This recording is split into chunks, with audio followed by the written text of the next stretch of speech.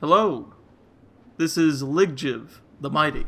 I'm going to be showing you today a Shadowfang Keep solo run as a rogue tank. Yes, rogue tank. Not a mage or anything like that. So, let's go ahead and get started.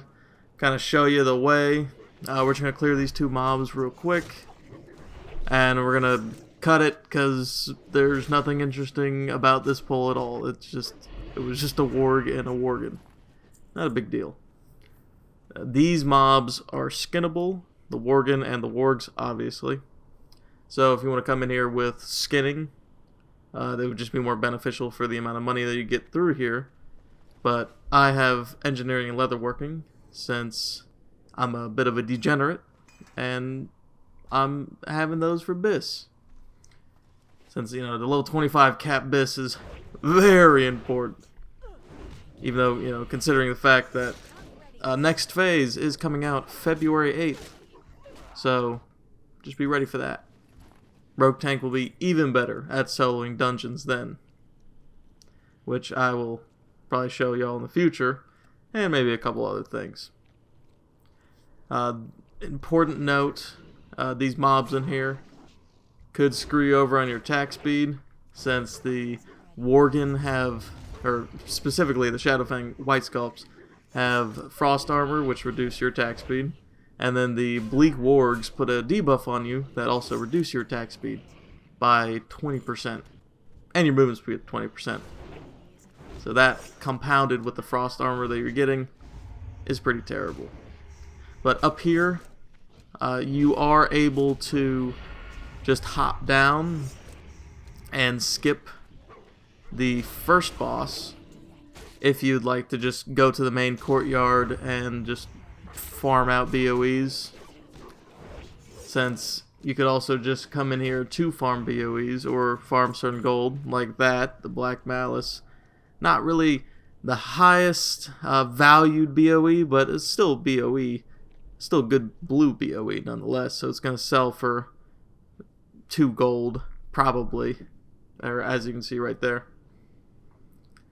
And the way I'm going to show you here, you're supposed to hop over, which I had trouble doing, and then push the lever there. I'm currently soul drained because I took 10 years to hop over the little fencing that was up there. But you can just run in, talk to the guy, boom, go out, vanish, and then bam, he'll walk through, won't get aggroed or anything, because, he's just built different, I guess. I don't know. They just totally ignore him.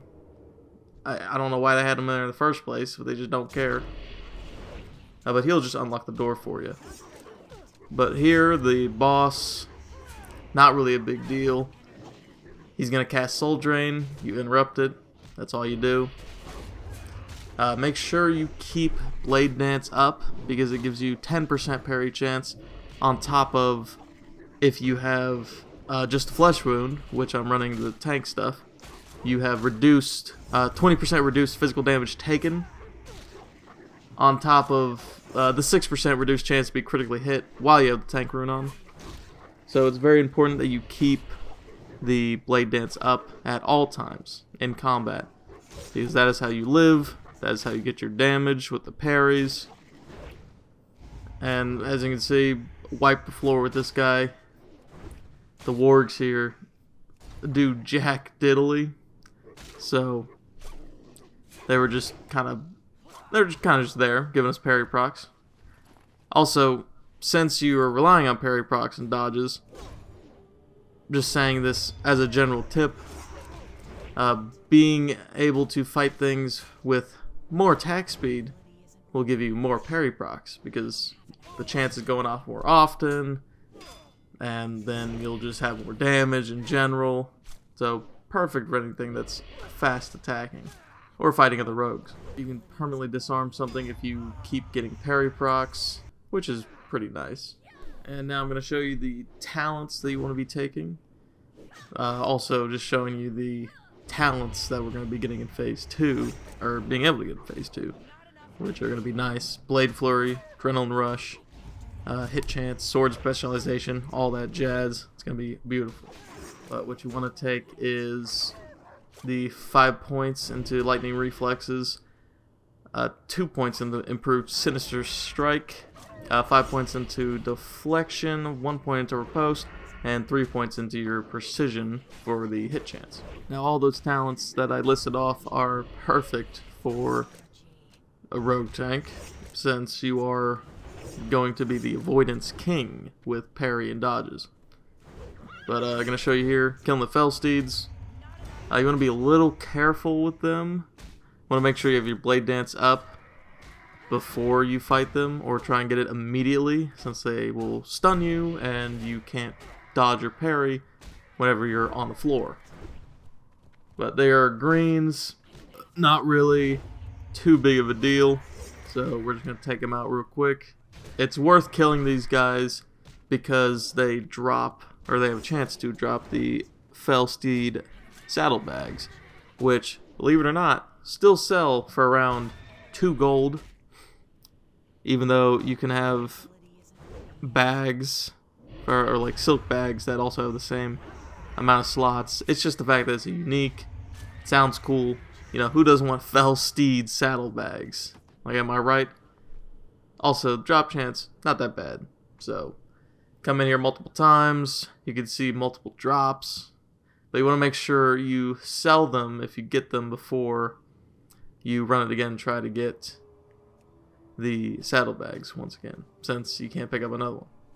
But I'm going to show you right here, you can take Shadowstrike and skip up past the entire courtyard and everything.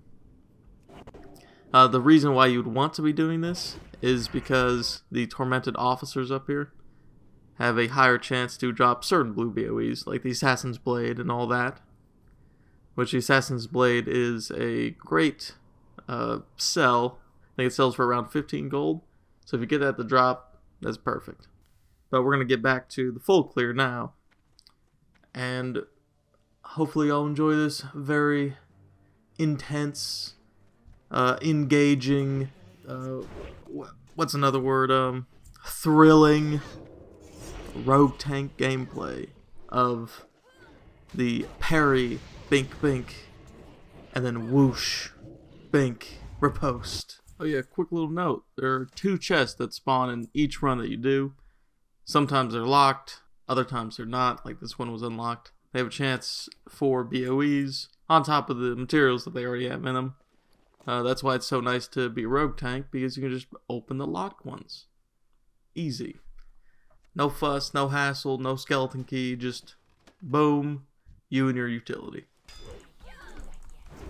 Pull a couple here, gonna back up to get my blade dance, so that takes too much damage. Going pretty smooth so far. Still don't understand how you kill ghosts, but you know, that's how it goes. And these guys are pretty easy too. Immune to shadow damage, kinda sucks. But these guys really aren't too bad. Reapply, wait for their attacks to go off, back it up, go back in. Now we're going to be heading over to Baron. We're just going to clear out these mobs here before we fight them, just so they don't aggro on top of us. Makes life a lot easier. Now here's a good tip for killing Baron. What you want to do is hit him, don't miss him, and then, what's the other one? Oh yeah, kill him. And that's pretty much all you do. And maybe kick him around a little. He does have a cast that goes off. Alright, the next boss is going to be even more complex. You might want to get some notes out. What you want to do is walk over to him, build combo points, use the combo points, and then kill him. And with those very complex mechanics out of the way, you should make Swiss cheese of this guy, like I'm doing right here.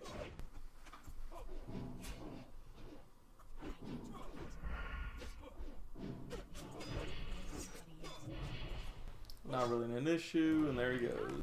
Might pull a lot more than I want here. Yeah, I pulled a few things. Pop evasion. Might need the vanish here. I did a bit of a greedy pull,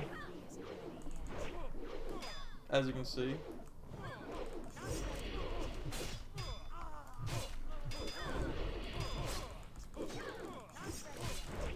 But we'll take out as many as we can before we gotta vanish. And that's a great part about Rogue Tank, is the fact that you can just vanish out of sight, and then get your health back, and then boom, get back in, out of stealth, no problem. Healing. That's unlucky. And I gotta vanish. Really got unlucky with the haunting and not the whole room.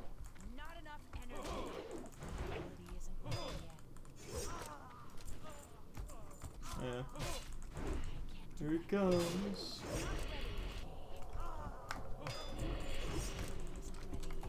Good old melon. Now, Commander Springvale has a couple problems, or maybe a few actually.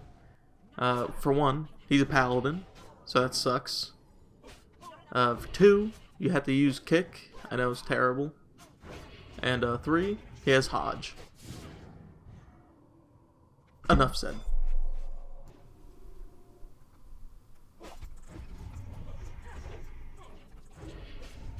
But just like any paladin, once they have nothing, they go on the floor like a rock. Now we move on to Odo, the Blindwatcher. And this guy's actually a little tricky. I would recommend sapping him, pulling the bats, pulling them outside, killing one of them, and then vanish, reset the other one, go in, rinse and repeat, sap, kill the last bat, drag him outside, get a little health back if you want, but that bat doesn't do him that much damage, and then Odo, just kill him by yourself. He has a unkickable cast, Howling Rage. It just makes him big and makes him do more damage. And that's it. And it doesn't matter that this guy is like 5 of me stacked up on top of each other. He still goes down like a regular mob. Now we move on to this group of Tormented Officers. They have a spell that they cast. It's Forsaken Skills. See, I resisted the first one there, but I recommend fighting them around this wall because if the curse goes on you, it has a chance to, or not a chance, but it has a guarantee to reduce one of your skills by 100, and that could be your sword skill, your defense skill, your dagger skill, gun skill, all that. So that happening in the middle of a fight is a bad time. Plus, it can de-stealth you when it activates on you, which sucks so much. Now with this room, you could kill them all slowly but surely, but personally I would recommend just skipping it because we're here to kill bosses, not all this goddamn trash. Alright, now we're on to Fenrus, the Devourer. This guy, not really an issue. All he does is auto attack you and occasionally puts a poison dot on you. So if you have anti-venom, that's perfect. If you don't, it's whatever. It's not really a big deal. It doesn't do that much damage. The main problem with this guy is he's level 25 and he has a decent health pool. And he attacks pretty often. So, likely take some damage, but you'll get more parry procs. And then eventually whittle him down to the ground.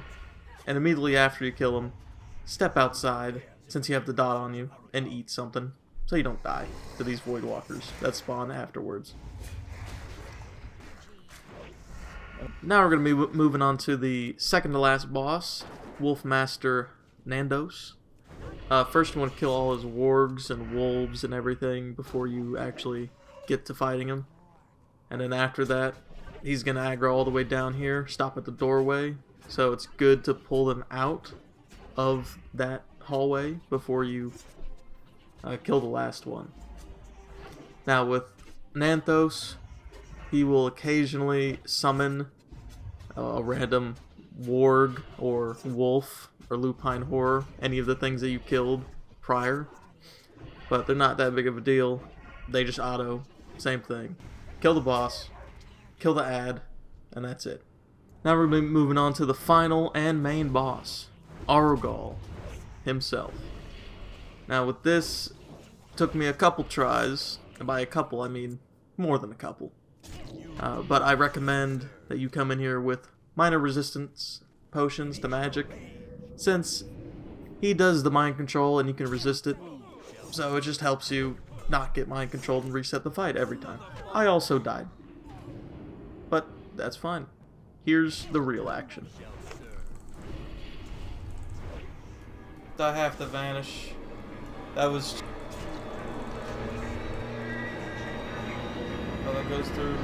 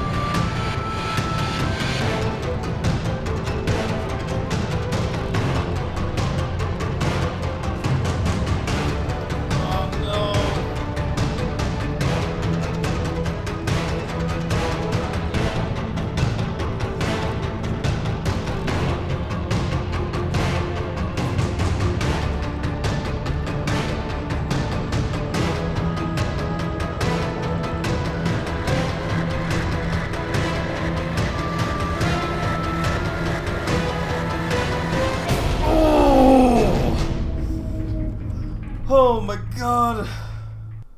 And there you have it. Killed Arugal himself. By myself. Got the meteor shard, which I can't pick up, because I already have one. In my bags, in my bank. But it was about sending a message, which I did. So that's pretty much it. Bye.